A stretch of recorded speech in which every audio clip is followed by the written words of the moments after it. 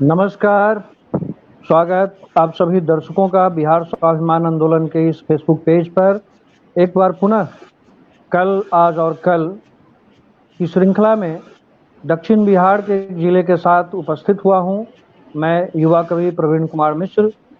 हमारे साथ देवभूमि औरंगाबाद से हमारे वक्ता जुड़ रहे हैं। मैं सबसे पहले आपका उनसे परिचय करा दूं। हमारे साथ पहले वक्ता के रूप में जुड़ रहे हैं श्री अजीत कुमार सिंह जी। आप व्याख्याता हैं इग्नू में, और साथ ही साथ आप सोशल वर्क से जुड़े हुए हैं। आपका सादर अभिनंदन, स्वागत हमारे इस कार्यक्रम में बिहार स्वाभिमान आंदोलन के पटल पर।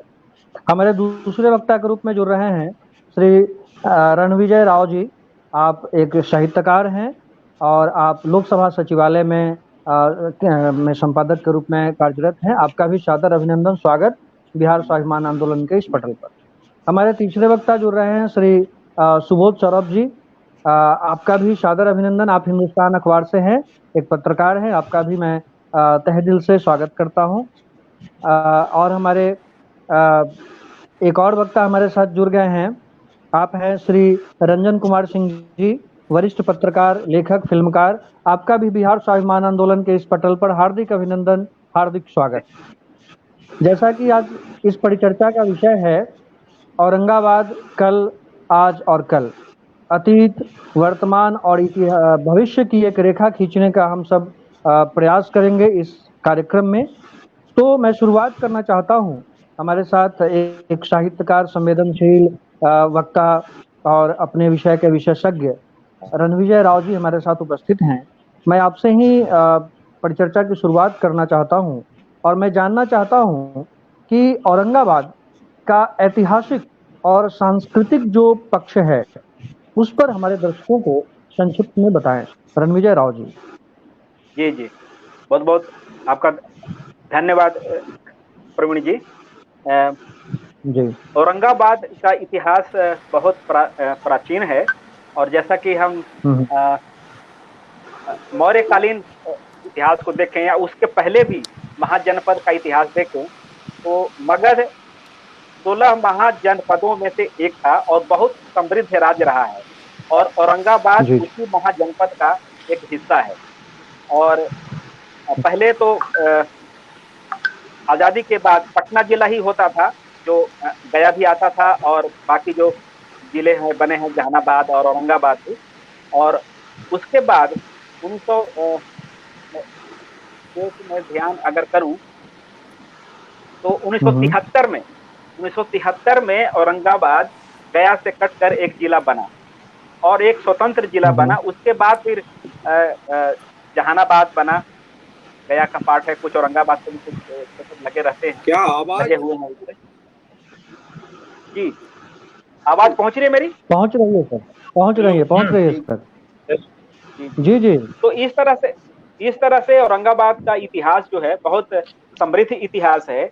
और ये तो राजनीतिक पक्ष भी अगर देखें तो बिहार के जो राजनीति है, बिहार की जो राजनीति है उसमें अनुग्रह बाबू आजादी के आंदोलन के समय से ही जुड़े रहे हैं, अगुआ रहे हैं।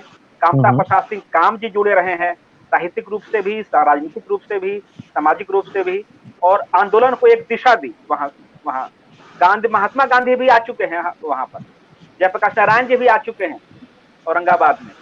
और उसके बाद एक श्रृंखला चली, राजनीतिक श्रृंखला, जो भी हमारे देश के जो राजनेता रहे हैं कभी न कभी यदा कदा आते रहे हैं, मौके बे मौके। तो इस तरह से। और उसके बाद सत्यनारायण सिंह जी रहे, जिनका बिहार की राजनीति में अमूल्य योगदान रहा है और मुख्यमंत्री भी रहे हैं। तो औरंगाबाद का बहुत तरह से प्रतिनिधित्व हुआ। और उसके बाद हमारे बहुत ही औरंगाबाद के बहुत ही प्रिय नेता रहे शंकर दयाल सिंह जी। और मुझे बहुत खुशी है कि आज हमारे बड़े भाई रंजन कुमार सिंह जी जुड़े हैं, जो उनके सुपुत्र हैं। और फिल्म में भी, पत्रकारिता में भी, साहित्य के क्षेत्र में भी उतना ही सक्रिय हैं जितना कि हमारे स्वर्गीय और आदरणीय और गार्जियन तुल्य थे। हमारे दिल्ली में कई बार मुलाकात उनसे होती थी, तो उनका ही एक तरह से प्रतिनिधित्व कर रहे हैं हमारे यहाँ पर रंजन कुमार सिंह जी। एक बहुत बहुत समृद्ध इतिहास रहा है। और इसकी इस तरह सांस्कृतिक से पक्ष पर। औरंगाबाद, जी जी यहाँ और सांस्कृतिक पक्ष की अगर आप अगर बात कह रहे हैं तो इसमें भी औरंगाबाद काफी प्रगतिशील रहा है। जैसे देव है, देव सूर्य मंदिर का स्थान, कोणार्क जो टेम्पल है, जो उड़ीसा में है, कोणार्क मंदिर, सूर्य मंदिर, और बहुत प्राचीन और बहुत जी प्रसिद्ध जी मंदिर है। तो उसके बाद देव मंदिर का ही हम्म, स्थान आता है सूर्य मंदिर के रूप में। तो इस तरह से सांस्कृतिक पक्ष, और उसके अलावा भी जो कार्तिक मेला लगता है जम्भोर में, करीब 1 महीने तक चलता है। उसके बाद देवकुंड मेला जी लगता है, मंदिर भी वहां पर है। उमगा में लगता है वो कार्तिक महीने के समय। और इस तरह से छोटे छोटे कई हैं। हाट बाजार जो है वहां भी मेले लगते हैं। नवीनगर में है, वहां पर एक मंदिर है, अभी मुझे नाम ध्यान नहीं आ रहा है, लेकिन वो भी काफी प्रसिद्ध रहा है। और एक उस समय जब इतिहास की अगर बात कह रहे हैं तो एक रियासत होती थी। रियासत में हम्म, कई पक्ष थे वहां पर। बबई हो गया, है ना। अ, एक सेकेंड। जी जी रणविजय सर, तो यहाँ मैं पर जी लौटता जी हूँ जी अब तक। जी जी जी, जी बिल्कुल बिल्कुल। मैं आपके पास फिर लौटता हूँ। हमारे साथ जी जी जरूर। जुड़ चुके हैं अजीत कुमार सिंह सर हैं हमारे साथ। सर, जी आपसे जी हम बिल्कुल। जानना चाहेंगे कि औरंगाबाद जिला, उसकी जो भौगोलिक स्थिति है, वहाँ की सामाजिक और जैसा कि आप स्वास्थ्य विभाग से सरोकार रखते हैं, तो सामाजिक संरचना और वहाँ क्योंकि 2006 का अगर रिपोर्ट देखें तो एक पिछड़ा जिला के रूप में इसको चिन्हित किया गया था, है ना।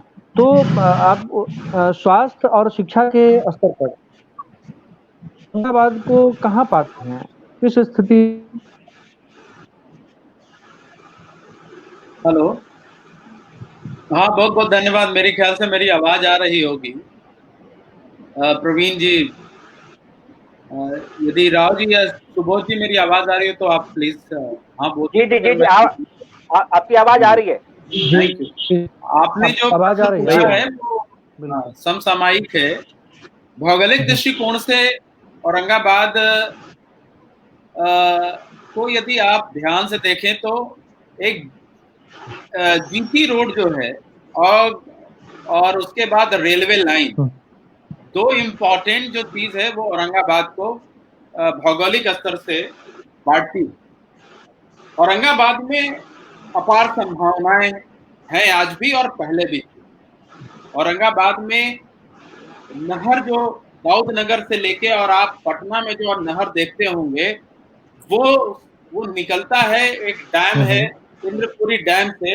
वहां से सोन नदी से निकलने वाला वो पानी, और वो 1861 के लगभग बना हुआ है।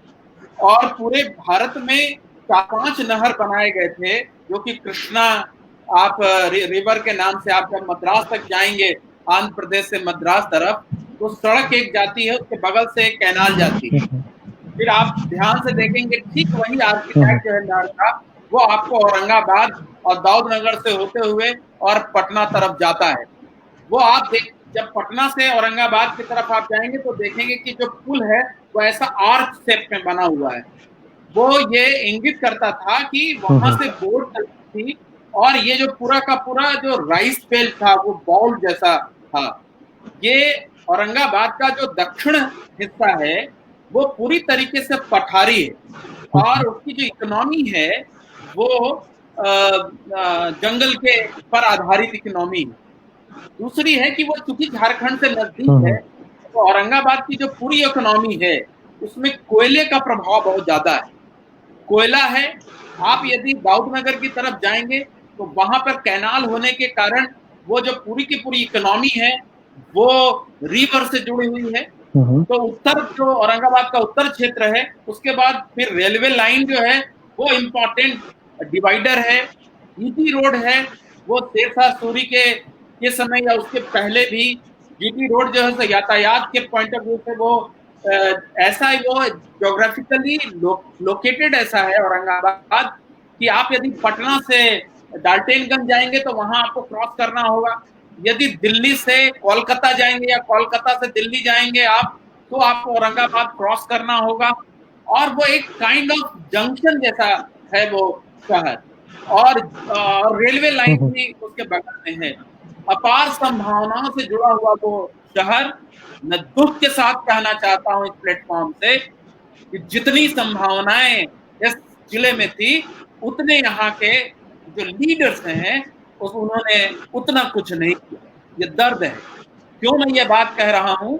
आप यदि औरंगाबाद का देखेंगे आप गजेटियर, तो 1931 में औरंगाबाद में, खासकर जो औरंगाबाद का गया और औरंगाबाद का इलाका है, उसमें सबसे ज्यादा कॉलरा से डेथ हुई थी।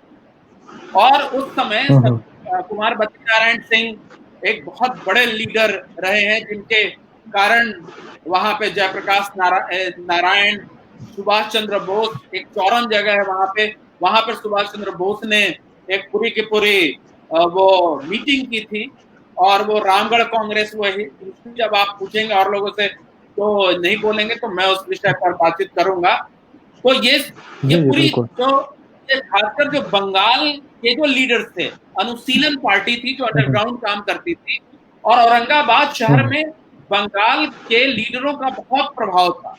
और उस लीडर के कारण यहाँ पर, जैसे आपको ध्यान देंगे कि स्वतंत्रता आंदोलन में जितना बड़ा योगदान औरंगाबाद का रहा, उसको बिहार के पटल पर नहीं लिखा गया। आप अभिलेखागार पट्टा का कभी उसका अध्ययन करें, जिस तरीके से पूरे बिहार में दूसरे जगह के लीडर्स को उभारा गया, उतने हिसाब से औरंगाबाद के जो लीडर्स थे उनका उभार नहीं हुआ। उसके पीछे का एक पॉलिटिकल रीजन है। उस पॉलिटिकल रीजन में मैं नहीं जाऊंगा अभी वर्तमान में, क्योंकि चीजें बहुत बदल गई हैं। उसके बाद एक सेंटर बन गया यह नक्सल मूवमेंट का। नक्सल मूवमेंट के होने के कारण ये इस तरीके से चीजें बन गई कि औरंगाबाद का मतलब है कि वहां नक्सल मूवमेंट, जबकि वैसी स्थिति नहीं थी, आक्रोश था। फिर जब आप इलेक्शन पर बातचीत आएंगे तो फिर मैं बताऊंगा कि चर्चा करेंगे। मूल रूप से आपने जो सवाल पूछा था वो ये है कि ज्योग्राफिकली ये जगह कितनी बेहतर है या सिस्मिक जोन से बाहर है, मतलब भूकंप इस जगह पे उतनी नहीं आती है। तो और जो सेक्स रेशियो है इस जगह का, वो दूसरे जिलों से बेहतर है। 1006 है, मैंने यहाँ पे लड़कियों की हत्या नहीं होती है। कल्चरली ये इंपॉर्टेंट है, ये NFHS 4 के आंकड़े बता रहे हैं। यहाँ पे साक्षरता दर दूसरे जिलों से बहुत बेहतर है, रोहतास इससे ऊपर है। तीसरी जो सबसे इंपॉर्टेंट है कि 10वीं पास जो लड़कियां हैं उनकी संख्या दूसरे जिलों से बेहतर है।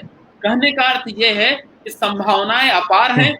यदि पॉलिटिकल कमिटमेंट यहाँ पर और बेहतर हो जाए तो ये जिला पूरे भारत के पटल पे बेहतर हो सकता है। मैं ये बात कह रहा हूँ कि 2006 में ये बैकवर्ड डिस्ट्रिक्ट घोषित हुआ। दूसरा कारण ये है कि 2018 में भी ये एस्पिरेशनल डिस्ट्रिक्ट के रूप में पूरे कंट्री में 1015 जिले चयनित किए गए, उसमें से एक जिला औरंगाबाद भी है। ये शर्म की बात है, और मैं पुरजोर तरीके से ये बात कह रहा हूँ। मैं चूंकि उस जिले का रहने वाला हूँ, इसलिए तकलीफ होती है। बहुत बहुत धन्यवाद। आगे और दूसरों से बातचीत करिए, फिर मैं और दूसरे आयाम पर भी बात करूँगा। Thank you sir. मैं फिर लौटता हूँ आपके पास। हमारे साथ सुबोध कुमार सिंह जी अखबार के पत्रकार हैं। आपसे हम जानना चाहेंगे, जैसा कि रणविजय सर ने कहा या अजीत सर ने कहा, मैं एक बात आपको बता दूं कि औरंगाबाद का इतिहास पुराना है, पुराने दिनों में प्रसिद्धि भी रही, लेकिन उन दिनों से लेकर आज तक अगर आप एक कंक्रीट रिजल्ट निकालेंगे तो आपको पता चलेगा कि औरंगाबाद उस ग्रोथ में काफ़ी पीछे रह गया। शिक्षा हो, सिंचाई हो, स्वास्थ्य हो, इसमें मुझे लगता है कि जितना काम होना चाहिए था वो नहीं हो सका। हम लोग लगातार उस पर रिपोर्टिंग करते रहते हैं, इसलिए मुझे आंकड़े भी लगभग याद है। हर साल औरंगाबाद से कम 45,000 बच्चे मैट्रिक की परीक्षा देते हैं। आपके ज़िले में मात्र 5 ऐसे कॉलेज हैं, कंस्टिट्यूएंट कॉलेज हैं, जो यूनिवर्सिटी से एफिलेटेड हैं और यहाँ बच्चों को पढ़ाते हैं। अगर 45,000 बच्चे परीक्षा दे रहे हैं तो उसमें से लगभग 35,000 बच्चे, 30,000 बच्चे पास हो जाते हैं। और आपके यहाँ नामांकन की व्यवस्था कितनी है तो पता चला एक कॉलेज में आप 500-700 बच्चों को नामांकन दे पाते हैं। सोचिए कितना बड़ा अंतर है। इतने सारे बच्चे, आप स्कूलिंग कहते हैं कि नेशनल ओपन स्कूल के माध्यम से हम बच्चों को पढ़ाएंगे, उसका कहीं कोई नामो निशान नहीं है, सामने कॉलेज दिखता है तो वो वहाँ सीट नहीं है। अब कुछ दिन पहले जो है करीब 80 या 90 जो हाई स्कूल थे उसको इंटर में अपग्रेड किया गया और वहाँ नामांकन की व्यवस्था हुई, तो 100-200 बच्चे वहाँ नामांकित हो पा रहे हैं। लेकिन उसके बावजूद आप मानिए कि बड़ी आबादी जो है वो शिक्षा से वंचित हो जा रही है। तो जब बच्चे शिक्षा ही प्राप्त नहीं करेंगे, शिक्षित ही नहीं होंगे, तो वो बोलेंगे क्या, पढ़ेंगे क्या? और आप इसका दुष्परिणाम सोशल मीडिया पर देख लीजिए। कोई एक व्यक्ति कोई अच्छी बात लिखेगा, दूसरा उस पे चूंकि उसको उतनी समझ नहीं है वो अचानक से कुछ भी लिख देगा, तो उसकी शिक्षा वो तो यहाँ पर वहीं मार दी गई जहाँ से आप उसको आगे बढ़ाना चाहिए था, आप उसमें कहीं कुछ कर नहीं पाए। अच्छा, इंटर में जब आपने अपग्रेड किया तो उन स्कूलों में बहाली करने की जगह आपने सिर्फ लाखों रुपए के केमिकल्स और वो उपकरण खरीद कर आपने दे दिया, जिसका कोई इस्तेमाल नहीं था, कोई देखने वाला नहीं है, ना तो कोई किसी पॉलिटिकल व्यक्ति को इसकी चिंता है, ना ही अधिकारी को चिंता है, बैठ के हो रही है। ये तो हुई शिक्षा की बात। सिंचाई की बात कीजिएगा तो औरंगाबाद जिले में मुझे लगता है कि 4 या 5 ऐसी बड़ी सिंचाई परियोजनाएं हैं जो अब तक अधूरी है। शायद ही कोई ऐसा जिला होगा जहां पर सिंचाई परियोजना इतनी लंबी चल रही है। आवाज आ रही है सर? जी जी बिल्कुल आ रही है। और वो उन पर कोई काम नहीं हुआ, काम हुआ, प्रयास हुआ, लेकिन आप देखिएगा उसका रिजल्ट, परिणाम जो है वो आपके सामने नहीं आ पा रहा है। कारण चाहे जो हो, राजनीतिक इच्छा की कमी हो या फिर अधिकारियों की कमी हो या इस जिले का दुर्भाग्य कहिए। आप बोल रहे 73 में जिला अलग हुआ, आज 47-48 साल हो चुके हैं औरंगाबाद जिले को बने हुए, और उसके बावजूद अभी हम खेतों में पानी पहुंचाने का संकल्प ले रहे हैं। एक पार्टी ने अपने मैनिफेस्टो में इसको शामिल किया है कि हम हर खेत तक पानी पहुंचाएंगे। अब बताइए कि जब 5 बड़ी सिंचाई परियोजना, एक सिंचाई परियोजना तो ऐसी है कि जिसमें नहर में लोगों ने बीच सड़क बना दी, इस तरफ से उस तरफ जाने के लिए उन्होंने मिट्टी भरकर बाकायदा सड़क बना दी। उनको विश्वास हो गया कि ये नहर अब काम की नहीं है। अच्छा, ये सिंचाई का हाल है। अब प्रसिद्धि की बात करते हैं तो यहाँ देव सूर्य मंदिर है। जी जी सर, देव सूर्य मंदिर की आप बात करते हैं तो उसका इतिहास जो पुराना जितना है उतना आप तुलना करते हैं कोणार्क से, लेकिन वो सुविधा आप आके यहाँ देख लीजिए, उसका विकास देख लीजिए, उसके आसपास का विकास देख लीजिए। तो आप तो उसको उस रूप में भी इस्तेमाल नहीं कर पा रहे हैं जो चीजें आपको भगवान ने दी। आपने तो नहीं बनाया उसको, लेकिन जो चीजें आपको बाय गॉड मिली उसका भी आप इस्तेमाल नहीं कर पाए, उसका भी लाभ, उसका प्रचार प्रसार, वहां तक लोगों की पहुंच आप नहीं कर पाए। 47 साल। अब सोचिए कि इसकी गति कितनी तेज है काम की या लोगों की, कि समझिए आज भी मैं मानता हूं कि बहुत धीमा है किसी भी कार्य में, सारी चीजों में बहुत धीमा है। जी, आपसे ही हम जानना चाहेंगे हमारे दर्शक कि उद्योग की कितनी संभावनाएं हैं औरंगाबाद में और उद्योग की क्या स्थिति है? क्या वहाँ पे कोई औद्योगिक क्षेत्र पहले से है या फिर निर्माणाधीन है या इसकी संभावनाएं हैं? तो इसके ऊपर हमारे दर्शकों को संक्षिप्त में बताएं। अजीत भैया भी जानते होंगे इस बात को कि यहाँ एक बियाडा क्षेत्र विकसित किया गया था जहाँ पर औद्योगिक इकाइयां स्थापित करनी थी। तो उस क्षेत्र को विकसित किया गया एकदम शहर के बगल में। अब चीजें जब विकसित होने लगी तो गिनी चुनी ही इकाइयां हैं वहां पर, लेकिन अब पता चलेगा कि उसका दुष्परिणाम भी जिला मुख्यालय को आपको झेलना पड़ रहा है। ठीक है, किसी समय में उसकी स्थापना हो गई तो अब हम उसको विस्तार देने की जगह अभी वहीं पर फंसे हुए हैं, और 2-4 इकाइयां छोड़ के जो अच्छी इकाइयां हैं, चाहे सीमेंट फैक्ट्री हो, कॉलेज हो, या फिर आपका कुछ मेडिकल इंस्टीट्यूट 1-2 खुले हुए हैं, आटा चक्की हो, कुछ डालडा की फैक्ट्री है, लेकिन ये गिने चुने ही इकाइयां हैं जो चल रही हैं। अदरवाइज आपको पता चलेगा कि औरंगाबाद जिले में बहुत सारी इकाइयां कागजों पे खुली और कागजों पे ही बंद हो गई। अच्छा, लोग कई बार जो है वो सरकार की योजना, सब्सिडी और सिंगल विंडो सिस्टम के लाभ को देखते हुए इसमें शामिल होते हैं कि मैं कुछ इस्टेब्लिश करूंगा और सरकार से मुझे सहायता मिलेगी। लेकिन जैसे ही उनकी फाइल आगे बढ़ेगी, आप देख लीजिए उसमें कितने रोड़े हैं।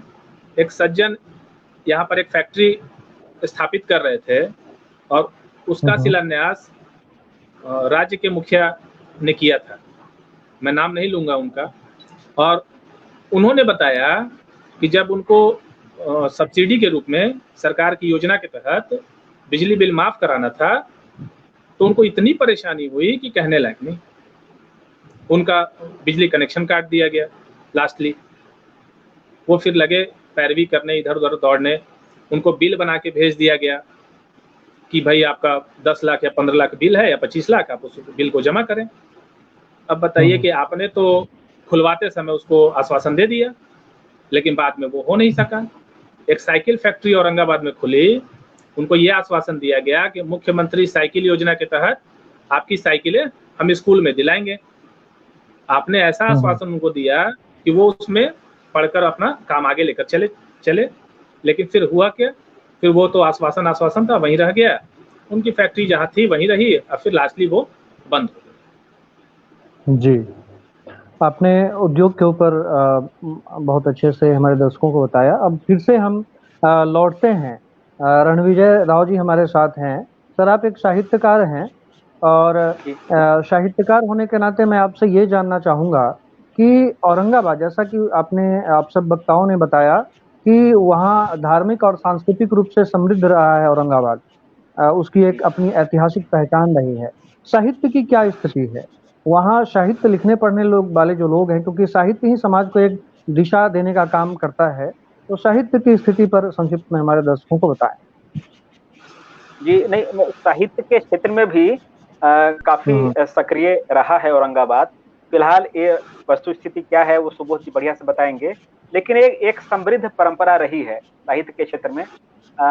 आंदोलन के समय, आजादी के आंदोलन के समय भी कामता प्रसाद सिंह काम जी काफी सक्रिय रहे और उनकी लिखी व्यंग्य कहानियां, कविताएं हम अपने पाठ्य पुस्तकों में पढ़ते रहे हैं।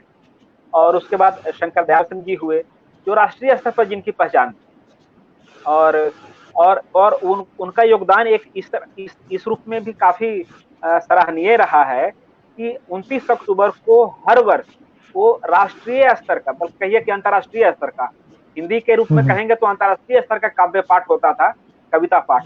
और जितने भी धुरंधर जो कवि रहे हैं हमारे देश के, आगे नागार्जुन और इस तरह से कई बड़े नाम जो रहे हैं, जिनको हम जानते हैं, आका हाथरसी रहे हैं, है ना, हुल्लड़ मुरादाबादी रहे हैं, रमाना सावस्ती रहे हैं, गीतकार। जी हाँ। तो इस तरह से हरिओम पवार रहे हैं, जो आज बहुत बुजुर्ग हो गए हैं, लेकिन अभी भी कई बार सुनने को मिलता है उनको, सुनते हैं हम लोग उनको। तो इस तरह से काफी समृद्ध परंपरा रही है। और मैं सुनता था, मैं भी जब गेट स्कूल में मैं जब पढ़ता था हाई स्कूल में, तो अब जब वहाँ होता था क्लब रोड पे है, क्लब के मैदान में होता था, और वहां पर इतनी भीड़ होती थी, दूसरे जिलों से लोग सुनने आते थे। तो एक बहुत अच्छी परंपरा उन्होंने डाली है, और उसको अभी थोड़ा सा मतलब निरंतरता नहीं रही, या कुछ बहुत सारे कारण हो सकते हैं, आर्थिक रूप से भी होते हैं कि या जो इच्छा शक्ति, आर्थिक रूप से तो बहुत लोग समृद्ध हैं, बहुत पैसे वाले भी हो गए। पहले जो औरंगाबाद था, आज के औरंगाबाद में बहुत आसमान जमीन का फर्क है। और इतना विकास जैसा कि अभी सुबोध जी कह रहे थे और अजित भाई भी कह रहे थे कि जो इच्छा शक्ति सही में लोगों में उतनी नहीं है जो होनी चाहिए, राजनीतिक इच्छा शक्ति। और जहां तक मैं अपने गांव के बारे में बताऊं कि जब मैं पढ़ता था तो बघोई हॉल्ट से उतरकर बरसात के दिनों में चप्पल खोल लेता था, पैंट खोल के कांधे पर डाल लेता था और पैदल जाता था अपने गांव, कीचड़ में सनते हुए पूरे रास्ते करीब 2 मील की दूरी तय करता था। आज के डेट में मेरा गांव 3 ओर से सड़क से घिर गया है। लोगों की आमदनी बढ़ी है, उनके खर्चे भी बढ़े हैं स्वाभाविक रूप से, लेकिन वो इच्छा शक्ति नहीं है साहित्यिक रूप से, जैसा कि आपने सवाल किया, वो निरंतरता वो नहीं रही है। लेकिन लोग व्यक्तिगत रूप से काफी लोग लिख रहे हैं, काफी सक्रिय हैं। तो वो जी खुद एक अच्छे साहित्यकार हैं। हमारे भैया जुड़ गए हैं, रंजन कुमार सिंह जी, इनका मार्गदर्शन रहा है, और फिल्म भी निर्माण भी कर रहे हैं, और साहित्यिक कविताएं, कहानियां, उपन्यास, यात्रा संस्मरण काफी लिख रहे हैं। और मैं भी उस दिशा में सक्रिय हूँ। जब शंकर दयाल सिंह जी जब दिल्ली में होते थे, कभी मैं उसके बाद औरंगाबाद से पटना गया, पटना कॉलेज में पढ़ा। पटना कॉलेज 2 साल पढ़ने के बाद, इंटर करने के बाद मैं दिल्ली आ गया। दिल्ली में हिंदू कॉलेज से पढ़ा। तो कभी जब मिलने या जाता था तो बहुत खुश होते थे, और मगही में ही उनसे बात मेरी होती थी, और बहुत खुश होकर बोलते थे कि अच्छा लगा हो कि तू तू तू आ गेले, हमरा से मिले, तू आवा है तो लगे है कि हम औरंगाबाद पहुंच गेली, बिल्कुल मगही में। तो ये जो ऊर्जा जो भरते थे, और कई बार तो इस तरह से उनका योगदान काफी है मेरे लेखन में। संस्कार भी है हर तरह से, पारिवारिक संस्कार। और वे भी बहुत प्रशंसा करते थे कि तुम्हारे बाबूजी के का त्याग है, तभी तो तुम दिल्ली आए हो पढ़ने के लिए। और परिवार के सब लोगों से मिलवाते, रंजन भैया से मिलवाते थे, रश्मि दीदी से मिलवाते थे, राजेश भैया से मिलवाते थे। राजेश भैया एक बहुत बड़े अधिकारी बने देश के, और कई राज्यों में राज्य सचिव के स्तर पर वो उन्होंने काम भी किया है। और रंजन भैया नभा टाइम्स में रहे, तो और आज फिल्म निर्माण में भी काफी सक्रिय हैं। और तो इस तरह से बहुत कई लोग हैं जो लिख रहे हैं। और औरंगाबाद का एक किताब भी है, तो जो लिख रहे हैं, जो सक्रिय हैं साहित्य के क्षेत्र में। अब किताब मेरे पास नहीं है, तो मैं नाम भी गिनाता कि कितने लोग सक्रिय हैं, कितने लोग कहानी में सक्रिय हैं, कितने लोग कविता में सक्रिय हैं। तो काफी है, ठीक चल रहा है। मतलब हमें सकारात्मकता बनाए रखनी चाहिए, हमें ऊर्जा से भरपूर होनी चाहिए। बिल्कुल। जी जी जी। हमारे साथ वरिष्ठ पत्रकार, लेखक, फिल्मकार श्री रंजन कुमार सिंह जी उपस्थित हैं। आपकी विद्वता और आपकी वाक्पटुता से हमारे दर्शक जरूर लाभान्वित होंगे। सर, जानना चाहते हैं, ऐतिहासिक पक्ष को हम सबने देखा, तो एक गौरवशाली अतीत के आलोक में औरंगाबाद का वर्तमान की क्या स्थिति है? क्या वर्तमान सुदृढ़ है? और उस वर्तमान के आधार पर हम एक अच्छे भविष्य का निर्माण, एक अच्छे भविष्य की परिकल्पना कर सकते हैं? इसके ऊपर हमारे दर्शकों को बताया जाए सर। प्रवीण जी, बहुत बहुत धन्यवाद। मेरी आवाज अब आ रही है पूरी तरह से? जी जी, मिल रही है, सुन पा रहे हैं ना? जी जी जी, सुन पा रहे हैं। नई बात मैं इस परिचर्चा में छेड़ना चाहता हूँ। माना यह जाता है कि थोड़ा माइक को नजदीक कर लिया जाए सर, औरंगाबाद जो है वह थोड़ा माइक को नजदीक कर लिया जाए, माइक को थोड़ा पास कर लें, आवाज थोड़ी कम आ रही है। जी जी, आवाज अब ठीक है क्या? हाँ हाँ, अब अच्छी आवाज है। 1 मिनट, ठीक है। हाँ जी, अभी अच्छी आवाज है, आप बोलिए। आवाज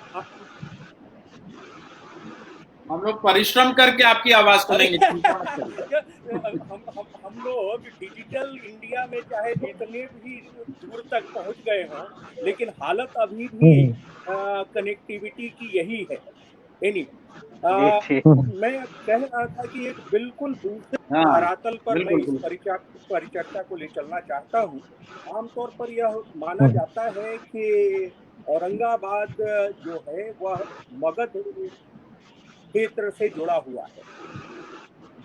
मैं कुछ वर्षों पहले, और मेरे तमाम मित्रों को यह बात मालूम होगी, ASI पुरातत्व विभाग के भारतीय पुरातत्व सर्वेक्षण के कुछ अधिकारियों को लेकर वहां गया था औरंगाबाद, और उन्होंने उमगा से लेकर के और देव मंदिर तक का परिभ्रमण किया, और एक बिल्कुल नई बात उन्होंने वहां पर रखी। उन्होंने बताया कि औरंगाबाद का जो कल्चर है, उसकी जो संस्कृति है, वह मगध की अपेक्षा कहीं ज्यादा सोन क्षेत्र से जुड़ी हुई है। और दोनों का अंतर स्पष्ट करने की कोशिश मैं अब करूंगा। मगध, हम सब जानते हैं कि मगध क्षेत्र जो है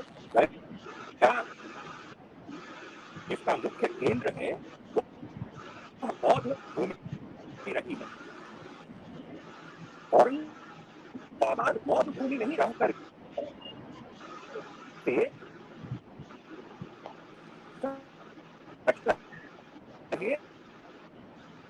तो शायद बौद्ध भूमि रही, और यहाँ शक्ति की आराधना होती थी।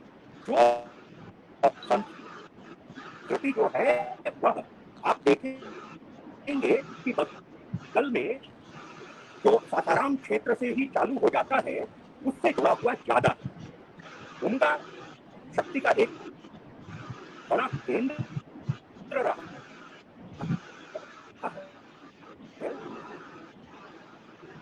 और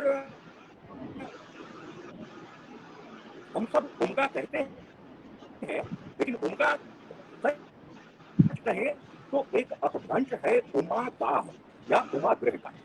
उमा गृह मतलब कि उमा का घर और उमा शिव की पत्नी, तो वह शैव संस्कार से ज्यादा गहरे जुड़ा हुआ है यह क्षेत्र। और हमारे तमाम मित्रों ने आपको पहले भी बताया कि सांस्कृतिक रूप से औरंगाबाद देव भूमिका के साथ तीरों और दाऊद नगर ऐतिहासिक परिप्रेक्ष्य से भी जुड़ा रहा है। बाण भट्ट की भूमि रही है।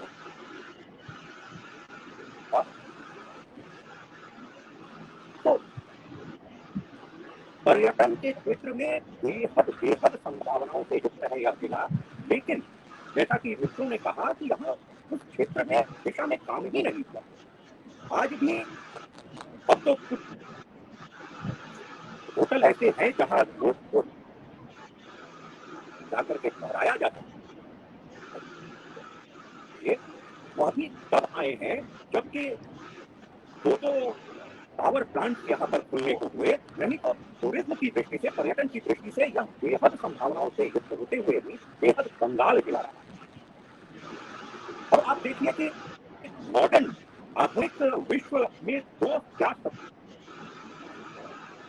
बड़ी चीजों की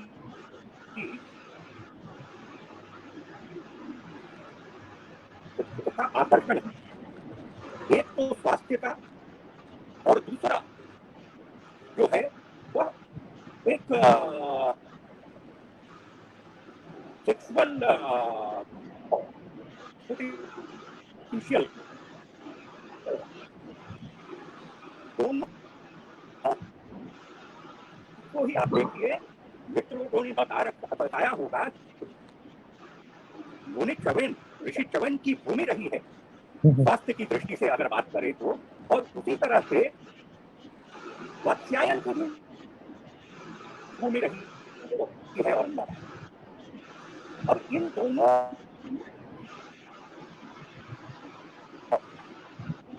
के प्रति तमाम विश्व के आकर्षण के बावजूद अगर हम पर्यटकों को अपनी ओर आकृष्ट नहीं कर पा रहे हैं तो कुछ न कुछ कमी तो इस जिले के प्रशासन में और सर की आवाज स्पष्ट नहीं आ रही है लगता है। में जरूर दिखता। आज जी कुछ तकनीकी कारणों से सर की आवाज स्पष्ट नहीं आ रही थी। हम चलते हैं, अजीत कुमार सिंह जी हमारे साथ हैं। सर हम लोगों ने बात की, इसमें बहुत सी बातें निकल के आई औरंगाबाद जिले के विषय में। आप जानते हैं कि देवभूमि के रूप में भी औरंगाबाद को अपनी एक उसकी पहचान है। बिहार प्रदेश में विभिन्न जगहों से लोग वहाँ छठ पूजा करने के लिए जाते हैं सूर्य मंदिर में। तो पर्यटन के स्तर पर अगर हम बात करें, पर्यटन की संभावनाओं की बात करें, तो औरंगाबाद में पर्यटन की क्या संभावनाएं हैं और उन संभावनाओं के बीच औरंगाबाद में पर्यटन के स्तर पर कितना विकास हुआ है, इसके ऊपर संक्षिप्त में बताएं। हाँ, मैं धन्यवाद। मैं रंजन भैया की बात को थोड़ा सा मैं संक्षिप्त रूप से सामने रखूं क्योंकि आवाज नहीं आ रही थी, दर्शकों को थोड़ा सा लाभ हो जाएगा। आपने अज्ञेय जी का नाम सुना है, प्रवीण जी? निश्चित रूप से आप साहित्यकार होंगे। तो इस तरीके से रणविजय जी बोल रहे हैं। आपने महादेवी वर्मा जी का नाम सुना होगा। आपने जितने साहित्यकार हैं सबका नाम सुना होगा। हम लोगों ने देखा है उनको। ये है औरंगाबाद।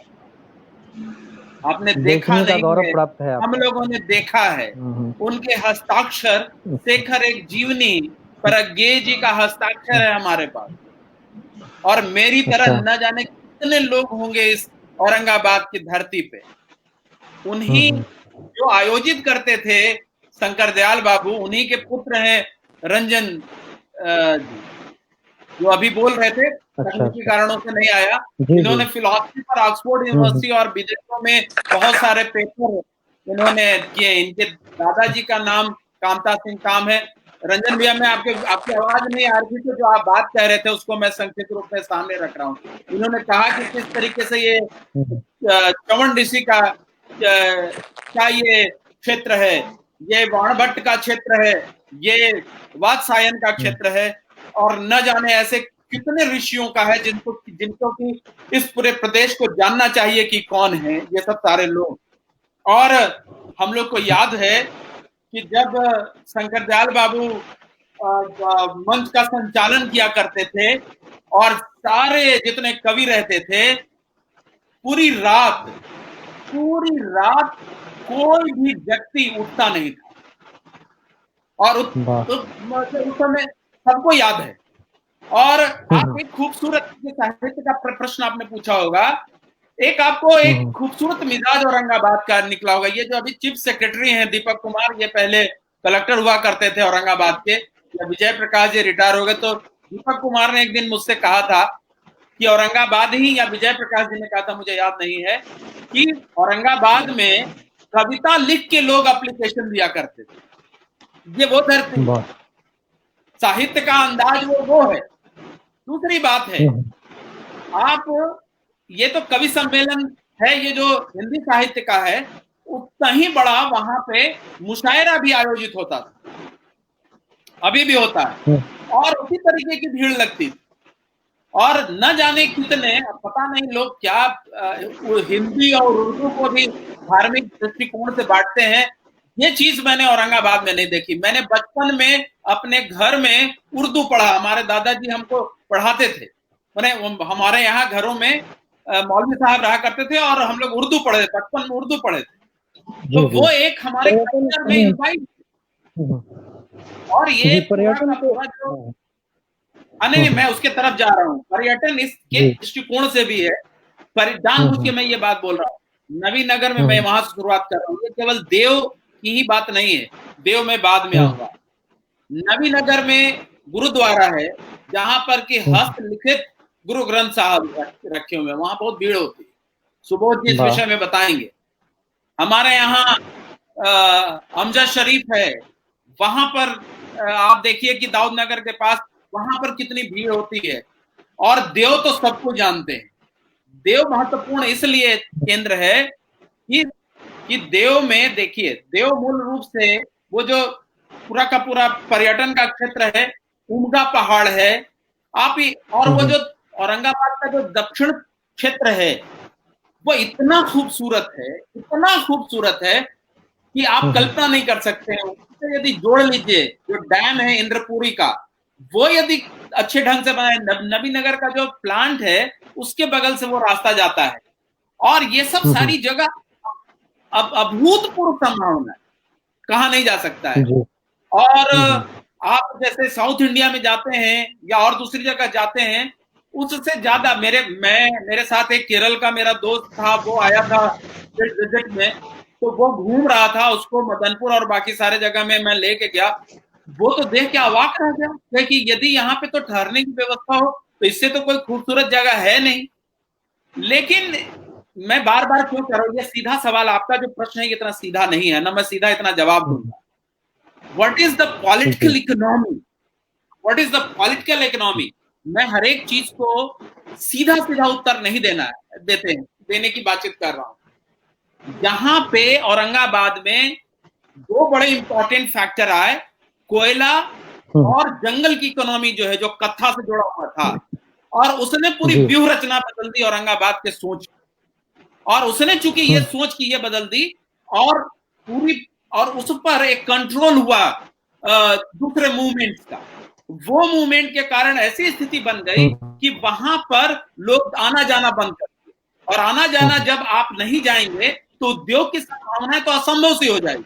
और वो एक पॉलिटिकल लाइन था, वो फिर वोट में कन्वर्ट होने लगा, फिर उसके माध्यम से लोग इलेक्शन जीतने लगे। तो आप बहुत ध्यान से देखिएगा कि औरंगाबाद में जब तक झारखंड बाहर बटा नहीं था, तब तक औरंगाबाद में जितने लोग जीतते रहे इलेक्शन में, स्वतंत्रता प्राप्ति के तुरंत बाद मैं बात नहीं कर रहा हूं, सारे लोग कहीं ना कहीं ये दोनों इकोनॉमी से जुड़े रहे। ये दोनों इकोनॉमी से आप यदि जुड़िएगा नहीं तो आप औरंगाबाद की राजनीति में नहीं टिकिएगा।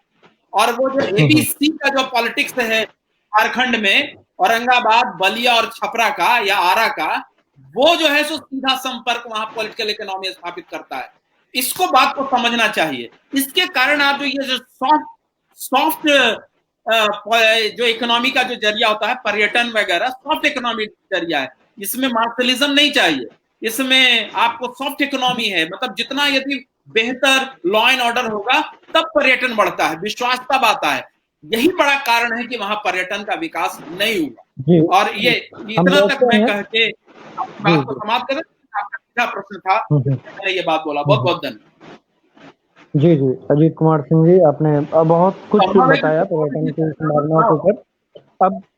अब मैं सुबोध सौरभ जी हमारे साथ हिंदुस्तान अखबार के, आप आवाज नहीं सुन पा रहे हैं सर? आवाज मिल रही है सर? आवाज पहुंच रही है? हेलो सुबोध जी, मेरे पास की आवाज आ रही है? हमारे पास आ रही है। सुबोध जी आवाज सुन पा रहे हैं? सुन पा रहे हैं? नहीं पहुंच रही आवाज। औरंगाबाद के पीछे होने का ये भी एक बड़ा कारण है। नवीनगर थर्मल पावर हो गया, 1320 मेगावाट इलेक्ट्रिक जनरेट कर रहा है। अकेले नवीनगर पूरे बिहार को कर सकता है, लेकिन नेटवर्क नहीं होगा। आज सौरभ जी आप सुन रहे हैं? नहीं, आज जा रहे हैं उनके पास, नहीं आवाज सौरभ जी हमारी आवाज पहुंच रही है? मेरे पास तो आ रही है। मेरे पास पहुंच रही है आवाज। जी जी जी जी, आप तक आवाज नहीं जा रही है सुबोध सौरभ जी? लगता है आवाज उन तक नहीं पहुंच पा रही है। नहीं, लेकिन इन्होंने सर कैसे हिलाया? आप बोलिए। सुबोध जी की आवाज तो हम तक पहुंच रही है। सुबोध जी बोले। साउंड नहीं है उनकी आवाज। जी जी, नहीं मिल पा रहा है सर। लगता है तकनीकी कारणों से वो हम लोगों की आवाज नहीं सुन पा रहे हैं। खैर कोई नहीं। रणविजय जी से बोलिए ये इस विषय पे बात। हाँ, रणविजय जी से ही हमारे दर्शक जानना चाहेंगे। वैसे वो पत्रकार थे, इस सवाल का शायद विशेष उत्तर अच्छी तरीके से रख पाते क्योंकि वो औरंगाबाद में रहते हैं। खैर कोई नहीं। सर, आप औरंगाबाद आपका जाना आना होता होगा क्योंकि आप दिल्ली प्रवास में हैं। फिर भी मैं औरंगाबाद के माध्यम से जी मैं औरंगाबाद से बहुत अच्छी तरह से जुड़ा हुआ हूँ। हर मतलब साल में 2 बार कम से कम जाना आना होता है 6 महीने पे। तो जैसा कि अभी अजीत भाई कह रहे थे, पर्यटन की दृष्टि से तो ये पूरे बिहार की स्थिति है। पर्यटन को निगलेक्ट किया जा रहा है। जितनी संभावनाएं हैं बिहार में, बिहार के अलग अलग जिलों में, चाहे उत्तरी बिहार चले जाइए, चाहे दक्षिणी के बिहार के में चले जाइए, औरंगाबाद, गया में बोध गया को छोड़ के और बहुत सारी चीजें हैं, लेकिन वहां तक उनका विकास उस तरह से नहीं हुआ है। अब देव की ही बात लीजिए, देव के पर्यटन मंत्री होते हैं, देव का भरपूर विकास ही नहीं हो पाता है। तो ये उपेक्षा है, राजनीतिक इच्छा शक्ति है। सही है।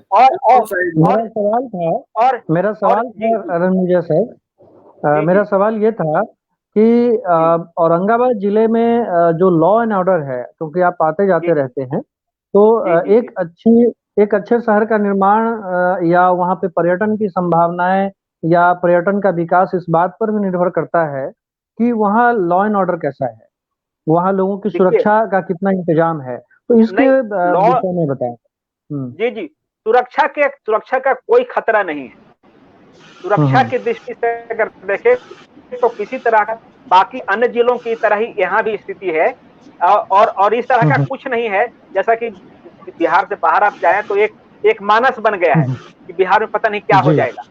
तो मेरे साथ कई लोग जाते भी हैं, कई दोस्त वगैरह जितने करीबी दोस्त हैं जाते हैं और उनको लगता है कि कुछ हो जाएगा। मैंने कहा कि मैं तो खुलेआम घूमता हूँ यार, कहीं किसी तरह की कोई दिक्कत नहीं होती है। तो पर्यटन की दृष्टि से अगर देखें तो इतनी अपार संभावनाएं हैं औरंगाबाद के लिए क्योंकि ये ऐसे सड़क से जुड़ा हुआ है जो कलकत्ता से पेशावर तक जाती थी, सड़क जीटी रोड। शेर शाह ने जब इसका निर्माण कराया था, औरंगाबाद के बीच शहर से गुजरती है ये सड़क, और वही से ग्रैंड ट्रंक लाइन है, रेलवे लाइन, वो जो देश को कई राज्यों से जोड़ती है और बहुत बड़े बड़े शहरों से जोड़ती है। किसी भी दिशा में जा सकते हैं आप औरंगाबाद से, रेल और सड़क मार्ग से।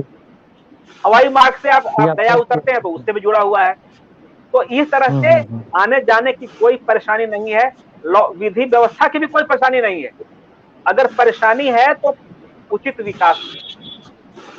अगर जितने पर्यटन केंद्र हमारे हैं, और अब एक उदाहरण लीजिए, जगतपति हुए हैं, जगतपति प्रसाद जो आजादी के आंदोलन में रहे हैं, और जिनका शहीद स्मारक पटना में जो पुराना जो सचिवालय, विधानसभा सचिवालय, उनकी मूर्ति भी, शहीदों में से एक मूर्ति उनकी भी स्थापित है वहां पर। लेकिन यहाँ औरंगाबाद में उनका एक प्रॉपर जो स्मारक होना चाहिए, जो एक दर्शनीय स्मारक, वो नहीं है। तो ये तो उपेक्षा का ही मतलब परिणाम कह सकते हैं। और जैसा कि नबीनगर के बारे में कहा, नकटेश्वरी मंदिर है वहां पर, शायद रजित भाई ज्यादा बढ़िया बता सकते हैं, और उमगेश्वरी मंदिर है, उमगा में है। तो ये नागर शैली के बने हुए हैं। नागर शैली बहुत प्राचीन शैली है, और देव मंदिर हो गया, उमगा का मंदिर हो गया, या देवकुंड का मंदिर हो गया। तो ये बहुत नागर शैली की बहुत प्रसिद्ध शैली रही है वास्तुकला की, तो उस शैली में बनी है। और लेकिन उसका प्रॉपर उचित रख रखाव नहीं हो रहा है, और उचित जो एक साधन होना चाहिए पर्यटकों के लिए आने जाने के लिए, उस तरह की व्यवस्था नहीं है। जी, अब देखिए कि बाणाफट ने हर्षचरित की रचना की, और उनका कोई एक दाऊदनगर में गांव भी है, लेकिन वहां कोई इस तरह का स्मारक नहीं है। अगर दूसरे किसी राज्य में होता, दूसरे किसी राज्य का, हरियाणा का या केरल का या पश्चिम बंगाल का या दक्षिण भारत के किसी और राज्य का, अगर इस तरह के ऐतिहासिक अगर स्थल होते, तो इतना विकास होता वहां पर कुछ ना होता भी लोग जाते हैं। केरल में मैं बताऊं, केरल में मैं गया, कई ऐसे पर्यटन स्थल हैं जहां पे है कुछ नहीं, लेकिन वहां पर आने जाने की पूरी व्यवस्था है। लोग जाते हैं, और एक तरह से प्राकृतिक जो सुंदरता है केरल की, वो तो अपनी है ही, तो वही देखकर लौट आते हैं। लेकिन वैसे ऐतिहासिक रूप से महत्व का उतना कुछ नहीं है प्राकृतिक सुंदरता के अलावा। लेकिन हमारे यहाँ पर प्राकृतिक सुंदरता भी है, ऐतिहासिक महत्व के स्थल भी हैं, लेकिन उनका उचित रख रखाव नहीं हुआ है। इसलिए पर्यटन की दृष्टि से उनका विकास नहीं हुआ। पर्यटक आते नहीं, स्थानीय पर्यटक बेशक चले जाए, लेकिन बाहर से किसी दूसरे राज्य से पर्यटक हमारे औरंगाबाद जिले में नहीं आते। लेकिन अपार संभावनाएं हैं। बिल्कुल जी। रणविजय जी बैठते हैं आपके पास। प्रवीण जी माफ करिएगा, क्योंकि राजीव रणविजय जी ने एक इम्पोर्टेंट लाइन बोल दिया, तो मैं थोड़ा सा आधे मिनट में अपनी बात खत्म करूंगा। देखिए, औरंगाबाद मूल रूप से मगध जनपद का हिस्सा रहा है, और ये पूर्ण रूप से बौद्धिस्ट कल्चर से प्रभावित रहा ये पूरा का पूरा क्षेत्र।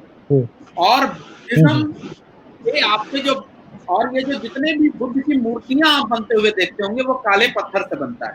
उसका बड़ा जो क्षेत्र है बनने का, वो ये जगह है। तो उसके कारण क्या है कि आपको गांव-गांव में, जैसे ओबरा में या ऐसे, वहां पर बुद्ध भगवान की मूर्तियां नजर आएंगी, जिसको कि बाद में कालांतर में हिंदू धर्म के कारण लोगों ने अनजाने में शिव जी और पता नहीं क्या क्या कर दिया। लेकिन यदि उसको बहुत ध्यान से आप उसको देखेंगे, तो ये बुद्ध सर्किट का इम्पोर्टेंट हिस्सा बन सकता है पूरा का पूरा औरंगाबाद। इस पर जोर देने की जरूरत है। होने से होगा क्या कि जो पूरे दुनिया में जो बौद्धिस्ट हैं वो सबसे अमीर हैं, वो यदि यहाँ पर्यटक के रूप में आने लगेंगे, तो औरंगाबाद के जो आपने प्रश्न उठाया है, वो देव तो है ही, देव का एक अलग इतिहास है। लेकिन यदि कंटिन्यूटी में बहुत बौद्धिस्ट आने लगेंगे, बौद्धिस्ट एक्चुअली क्या होता है? देखिए, पर्यटन का एक इंडिकेटर होता है, माफ करिएगा मैं समय ले रहा हूँ, उसमें होता है कि पर्यटक कितने रात रुके। घूमने से कुछ नहीं होता है, कितने रात रुकेंगे तो इकोनॉमी बदलेगी। आपके पास यदि जैसे जापानीज आएंगे तो गोल्फ कोर्स है कि नहीं है, आपके पास उनके बहुत 5 स्टार 7 स्टार होटल्स हैं कि नहीं है, इस तरीके की जब संभावनाएं बनेंगी तब जाके ज्यादा से ज्यादा पर्यटक वहां पर आने लगेंगे। ये मेरा सजेशन था। Thank you very much. जी जी। सुबोध कुमार सिंह जी, आप क्या हम लोगों की आवाज सुन पा रहे हैं? हाँ, सही है। सुबोध आ रही है आवाज। जी जी जी जी जी, शुक्रिया। हाँ, अभी हम लोगों ने हो गए कई आपकी विषयों आवाज पे नहीं है। जी जी कई विषयों पे बात हुई। हम जानना चाहते हैं कि बात अगर आज़ादी के काल की करें तो अनुग्रह नारायण बाबू का नाम आता है, और वो राजनीति में एक ध्रुव तारे की तरह बिहार की राजनीति में, बिहार के राजनीतिक क्षितिज पे उदीयमान रहे। तो आज की जो वर्तमान स्थिति है, जैसा कि हमारे पूर्व के वक्ताओं ने कहा है कि कहीं न कहीं राजनैतिक इच्छा शक्ति की कमी की वजह से औरंगाबाद का जितना विकास होना चाहिए था, उतना नहीं हो सका। तो वर्तमान जो परिदृश्य है, उसमें राजनीतिक जो स्थितियां हैं, राजनीति में आने वाले जो लोग हैं, जो औरंगाबाद जिला से सरोकार रखते हैं, उनकी इच्छा शक्ति, क्योंकि हमारे आपके औरंगाबाद जिला का भविष्य इसी पर निर्भर करेगा कि वहाँ की राजनीति में कैसे लोग आते हैं और कैसे लोगों का राजनीति से वास्ता है। तो आप राजनीतिक परिदृश्य पे, क्योंकि आप पत्रकार हैं, बहुत बखूबी इस विषय को जानते हैं, तो इसके विषय में हमारे दर्शकों को बताएं। एक छोटी सी घटना मैं बताऊंगा। एक सरयू बाबू यहाँ हुआ करते थे, 2 बार विधायक रहे औरंगाबाद से। प्रज्ञा सोशलिस्ट पार्टी से वो विधायक हुए थे 2 बार लगातार। और मैं उनसे एक बार चुनाव के समय ही उनका इंटरव्यू लेने गया। अखबार में एक टास्क आया कि आप उसको प्रकाशित करें, जो लोग पहले चुनाव लड़ चुके हैं। उस समय वो मतलब काफी उम्र उनकी हो चुकी थी, अब तो उनका निधन भी हो गया है। मैं मिलने गया उनसे। मैंने पूछा कि आप जब चुनाव में उतरे तो आपने कैसे प्रचार किया, लोगों से आपने कैसे संपर्क किया? तो उन्होंने बताया कि उनके पास ना गाड़ी थी, ना कोई संसाधन था, और बैलगाड़ी से घूम घूम के जैसे तैसे उन्होंने चुनाव में प्रचार किया और वो चुनाव जीते। जब उनका निधन हुआ तो आप विश्वास नहीं करेंगे, उनके आगे पीछे ना कोई काफिला दिखा, ना उनके पास कोई बहुत बड़ा संसाधन दिखा, और ना ही कोई बहुत बड़ी प्रॉपर्टी दिखी। लेकिन ये सरजू बाबू थे। अब आप ऐसा नेता खोज दीजिए, मुझे तो नहीं लगता है कि ऐसे कोई मिलेंगे कि जिनके पास प्रॉपर्टी के नाम पे कुछ ना हो, या फिर वो 5 साल 10 साल विधायक या कोई अन्य पद पर रह गए हो, सांसद रह गए हो, किसी भी पद पर रहे हो, राजनीतिक में रह गए हो, उनके पास किसी तरह की कोई संपत्ति या इस तरह का आचरण अब नहीं मिलेगा। अब ज्यादातर लोग राजनीति में इसी चलते आ रहे हैं कि वो कुछ अर्जित कर सके, और इसके लिए कुछ हद तक दोषी हम जैसे लोग, जनता, आम लोग भी है। वो भी यही चाहते हैं कि हमारे यहाँ कोई जनप्रतिनिधि आए तो वो काफिले में आए, हथियारों से लैस हो, और वो गाड़ी से उतरे तो जो चीजें बनती हैं, एक माहौल जो बनता है, वो माहौल बनना चाहिए। आप विश्वास नहीं करेंगे, कई बार मैं देखता हूँ कि कोई प्रोफेसर किसी साधारण से कार्यक्रम में चले जाए या किसी के घर चले जाए, किसी इनविटेशन पे चले जाए, तो उतना उसे लोग सम्मान नहीं देंगे। लेकिन अगर कोई दबंग व्यक्ति चला जाए, उस इलाके का कुख्यात चला जाए, 5-10 उस पे केसेस हों, तो वो देखिए उसके आगे पीछे 10 लोग लग जाएंगे उसके लिए कुर्सी लग।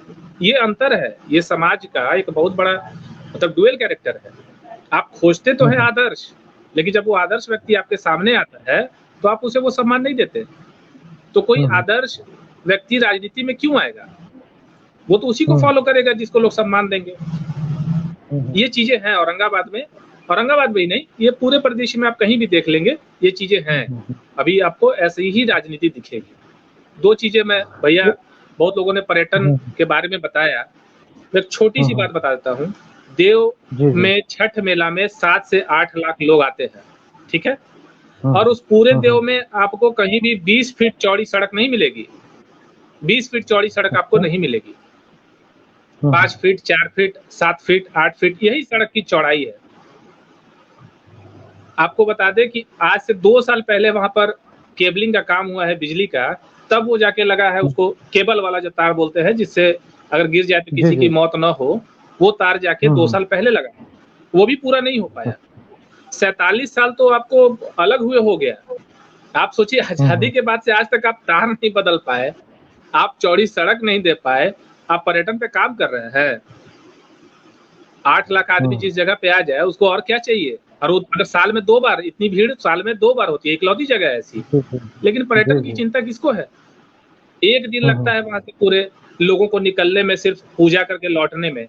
और आसपास के जिले, दिल्ली, महाराष्ट्र, कहाँ से लोग नहीं आते हैं। उमगा मंदिर में रोपवे बनाने की बात हुई कि वहां रोपवे बनेगा और राजगीर और अन्य जगहों की तरह यहाँ भी लोग उसका आनंद लेंगे। वाकई में वो अच्छी बात होती, लेकिन वो रोपवे नहीं बना।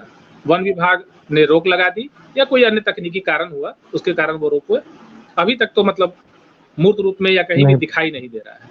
आप सोचिए, एक एक काम 5-5 साल का समय हो जाता है और वो नहीं हो पाता है।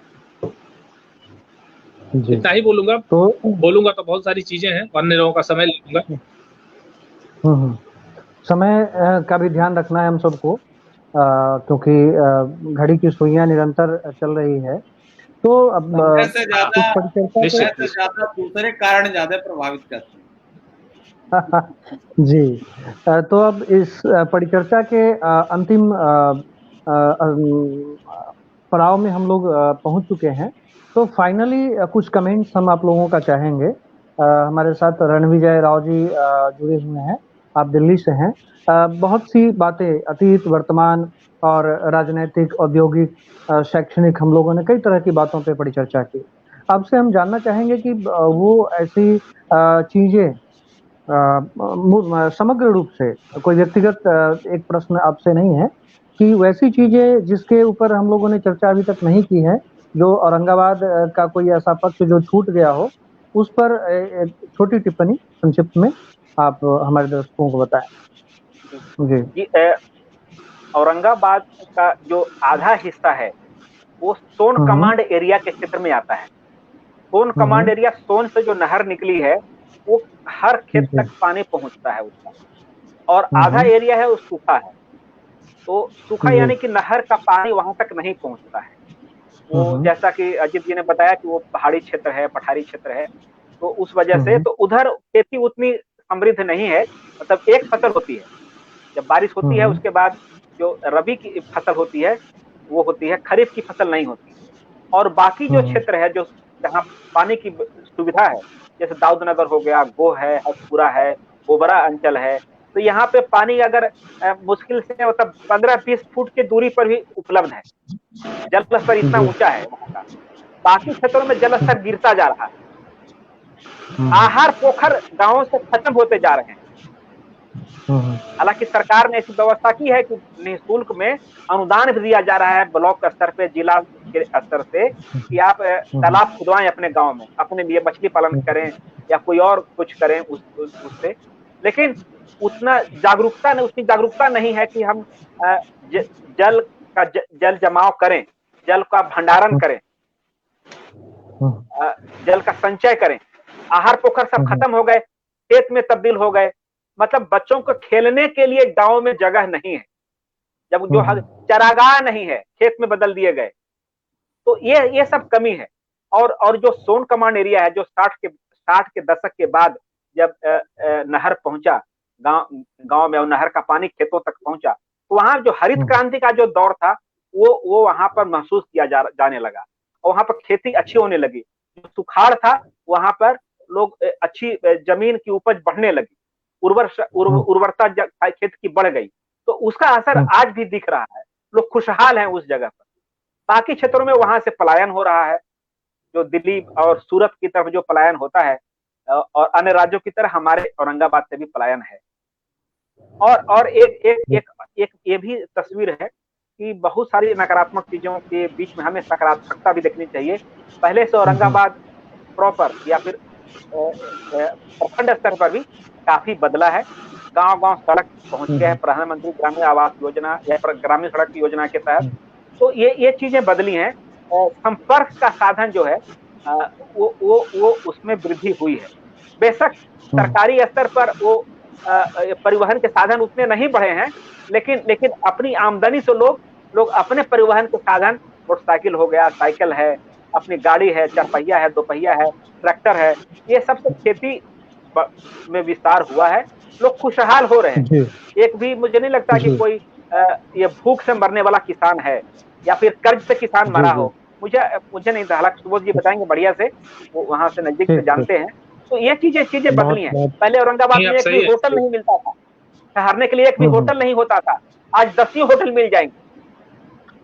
तो ये चीजें धीरे धीरे चीजें बदल, लेकिन रफ्तार बहुत धीमी है।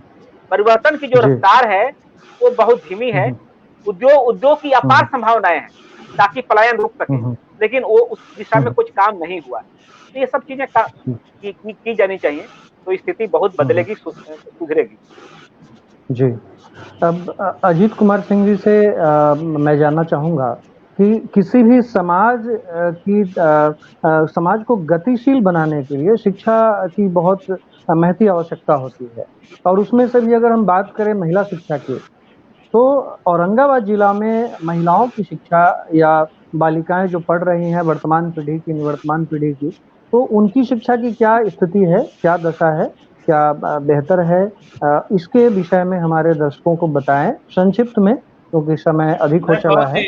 बिल्कुल, मैं बहुत संक्षिप्त में बता रहा हूँ। औरंगाबाद में बदलाव की कहानी लिखी जा सकती है।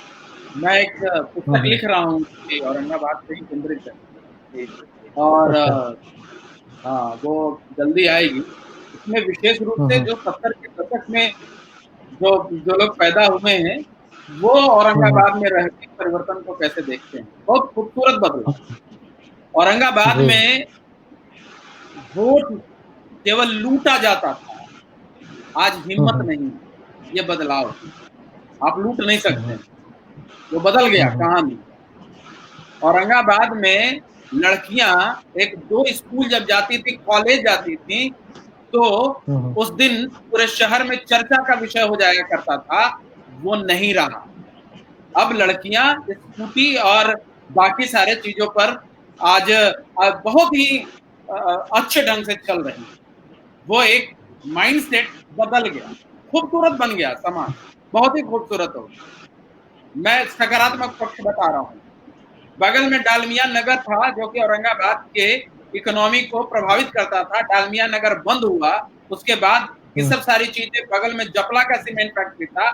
लोगों ने देखा है दरिद्र होते हुए, हिम्मत नहीं हुई है लोगों को कि हम नौकरी छोड़ के दूसरी जगह जाएं।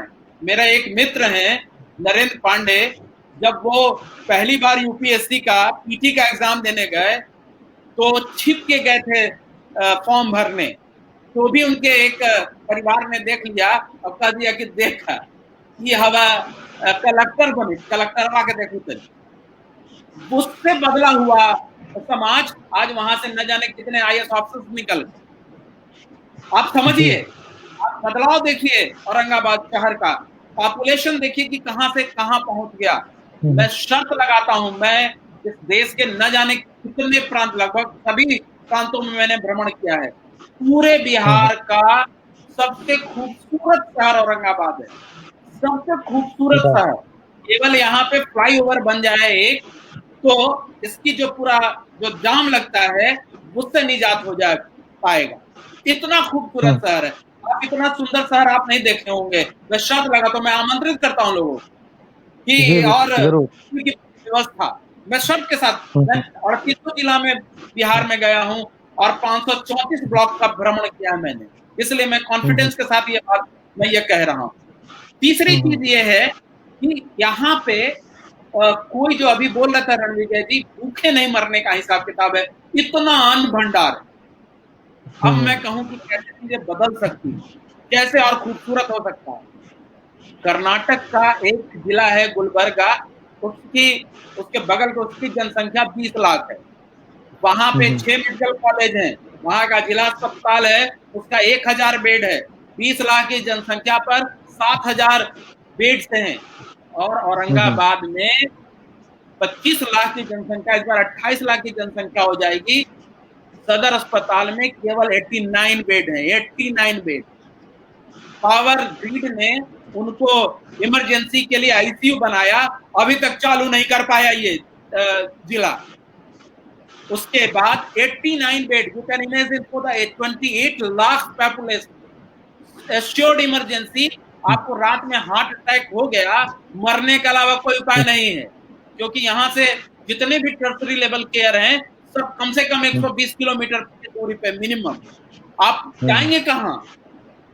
बगल से जीटी रोड निकलता है, आप देखिएगा दिन रात एक्सीडेंट होता है।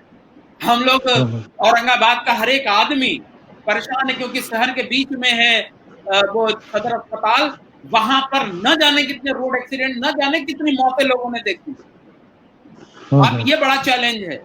तीसरी सबसे बड़ा अवसर है नबीनगर के बिजली उत्पादन होने के कारण आप एलाइड एग्रीकल्चर में जितने भी स्टार्टअप हो सकते हैं, युवा जो वहां का यूथ जो है, मैं आपको एक और चीज बताऊं, वैसा वाइब्रेशन मैंने नहीं देखा युवाओं। आप कुछ भी वो करने के लिए तैयार है। यदि बैंक लोन देने के लिए, आसानी से लोन देने के लिए तैयार हो जाए और बिजली आ गई है, युवा जो है तो पूरे बिहार का नक्शा वहां का बदल सकता है। मैं शर्त के साथ ये बात बोल रहा हूँ, मैं अहंकारवश ये बात नहीं बोल रहा हूँ।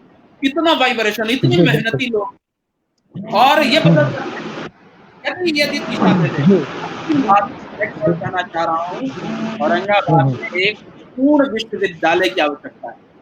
पूर्ण विश्वविद्यालय जिसमें कि सारे डिसिप्लिन की पढ़ाई हो। जानते हैं औरंगाबाद के यूथ को पतंग बना के और थोड़ी देर के बाद जब ऊपर हवा में चला जाता है उसको छोड़ दिया जाता है, वैसे छोड़ दिया जाता है कि आप अब जाइए कहीं दूसरी जगह पढ़ के जाइए। क्या गुनाह किया है वहां के लोगों ने? कितने साल हो गए? भारत के संविधान का 21वां अनुच्छेद यदि कर्नाटक के उस जिले के लिए है तो औरंगाबाद के भी जिले के लोगों के लिए वही 21वां अनुच्छेद है, जहां right to life with dignity की बात है। उनको क्यों वंचित कर रहे हैं? ये पूरा राजनीतिक प्रश्न मैं उठा रहा हूं, और राजनीतिक प्रश्न इसलिए मैं उठा रहा हूं कि अब ये चीज अब ज्यादा सही नहीं जाएगी। हमारे परिवार के लोग, सारे लोग वहां रहते हैं, कहां बीमार होगा तो जाएगा। ये सब सारे प्रश्न हैं जो कि बहुत ही तल्ख हैं, लेकिन अब ये उठाने चाहिए। आप करिएगा ये तल्ख हुआ तो, लेकिन ये गरीबों की बात है, अभी वंचितों की बात है, उठाना पड़ेगा। गरीब के पास पैसा नहीं, खेत बेचने के अलावा उसके पास कोई उपाय नहीं होता है। बहुत बहुत धन्यवाद।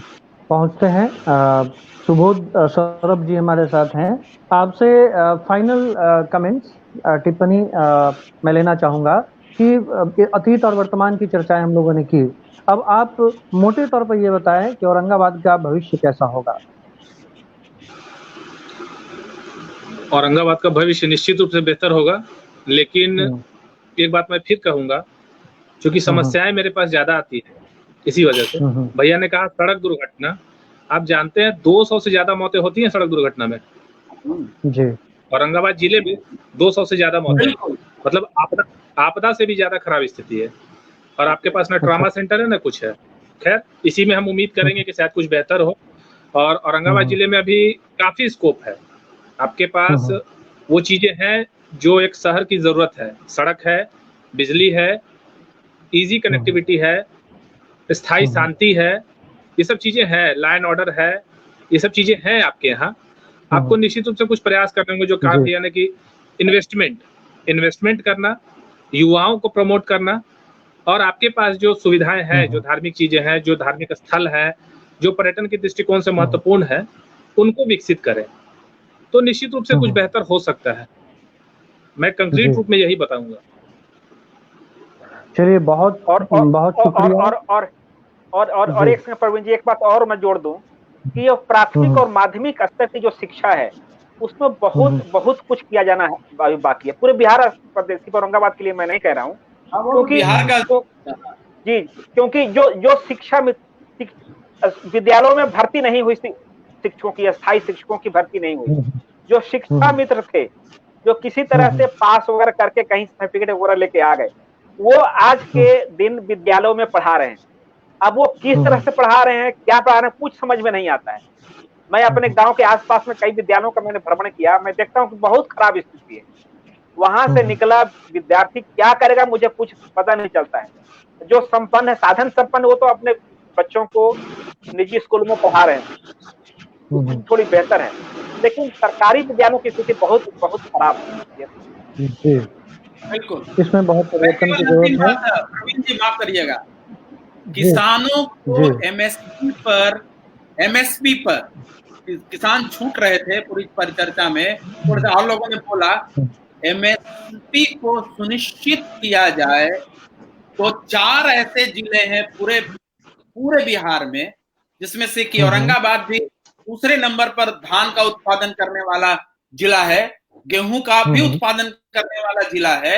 यदि एमएसपी पर खरीदारी हो जाती है तो क्या बात है, खुशहाल हो जाएगा जिला, मजा आ जाएगा जी। अंतिम बात यही कहते हैं, किसान को यदि आपने आनंदित कर दिया एमएसपी पे धान और गेहूं की खरीदारी करके, तो आनंद आ जाएगा। आप देखिएगा कि क्या मैं कहूँ किस तरीके का स्थिति बन जाएगी। बहुत बहुत धन्यवाद। गांधी जी ने कहा था कि गांव खुशहाल होगा तभी देश खुशहाल होगा, किसान खुशहाल होगा तभी गांव खुशहाल होगा, और गांव की खुशहाली से ही देश की खुशहाली आएगी। चलिए, बहुत बहुत शुक्रिया हमारे साथ जुड़ने के लिए बिहार स्वाभिमान आंदोलन के इस पटल पर। अजीत कुमार सिंह जी, आपका सादर आभार, आपका कोटिशा धन्यवाद। हमारे साथ रणविजय राव जी आप जुड़े, आपका भी बहुत बहुत धन्यवाद। साथ ही सुबोध सौरभ जी, आपका भी बहुत बहुत धन्यवाद। हमारे साथ जुड़ रहे थे वक्ता के रूप में रंजन कुमार सिंह जी, आप नेपथ्य में हैं, आपका भी बहुत बहुत धन्यवाद बिहार स्वाभिमान आंदोलन के इस पेज पर जुड़ने के लिए। और आप तमाम दर्शकों का जो लाइव इस कार्यक्रम को देख रहे थे, आप सब लोगों को मेरी तरफ से और बिहार स्वाभिमान आंदोलन की तरफ से बहुत बहुत आभार। हम सब आशावादी हैं, ये उम्मीद करते हैं कि औरंगाबाद बिहार के अग्रणी जिलों में शामिल होगा, अपने विकास की गाथा लिखेगा। इन्हीं उम्मीदों के साथ आप सब लोगों को फिर से धन्यवाद। शुभ रात्रि, नमस्कार।